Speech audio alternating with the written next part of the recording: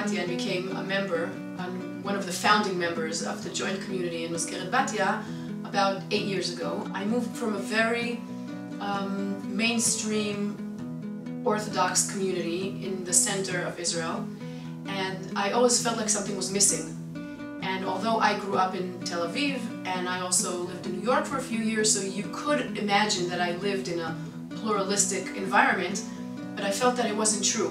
This is one of the main problems of the Israeli society. No one to exchange ideas with, and no real way to challenge ourselves with other opinions.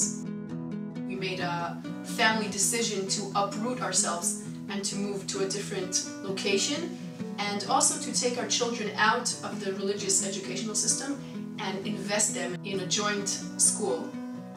That was the reason. We wanted our children to grow up in a different environment.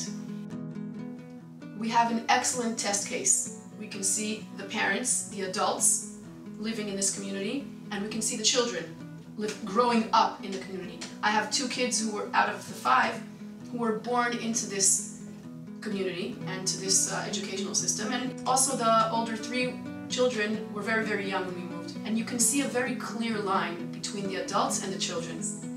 For us in our heads, it's still difficult. We still have challenges, we still have our stigmas. Our children, on the other hand, are in a totally different place.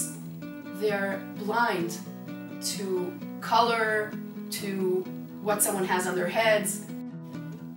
My oldest daughter was a member of the tzav pius summer camp last summer. I can tell one anecdote from the camp. On Shabbat, as every day, there are 3 hours at noontime that are free. And the swimming pool is open during those 3 free hours. And she called me from the camp, which was very surprising because she did not call me for 10 days. So she called me on Friday and she said, "It's not fair, everyone's going." And I have to say, I felt something in my stomach. So I explained to her the idea of the atmosphere of Shabbat. And I said to her, "But you know what? I trust you, and this is your decision to make." And she called me on Motzei Shabbat, and she said, "You know what? I went to the swimming pool with my clothes on, and I felt like it wasn't the place for me, and I went back into my room, and I took a nap." And I said, okay, that was a big challenge for her, and I think it's a success of the way she was brought up, and also of the camp. And I think the only way to build solidarity in the Israeli society and to make us a strong, stable society is joint living, generally. Communities, education, formal, informal.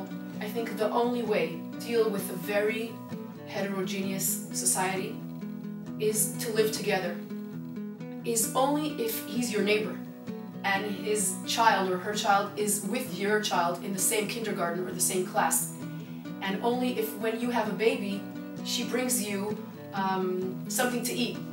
And when you're stuck with your car, he's the one coming to take care of you. I think that's the only way to realize that we're all part of one society, one nation. We're all in this for the same thing. I think artificial meetings where we talk about, is there a God? I think that belongs to the 90s. I think the new thing is just living together. It sounds like very simplistic and it sounds like a cliche, but it's really not.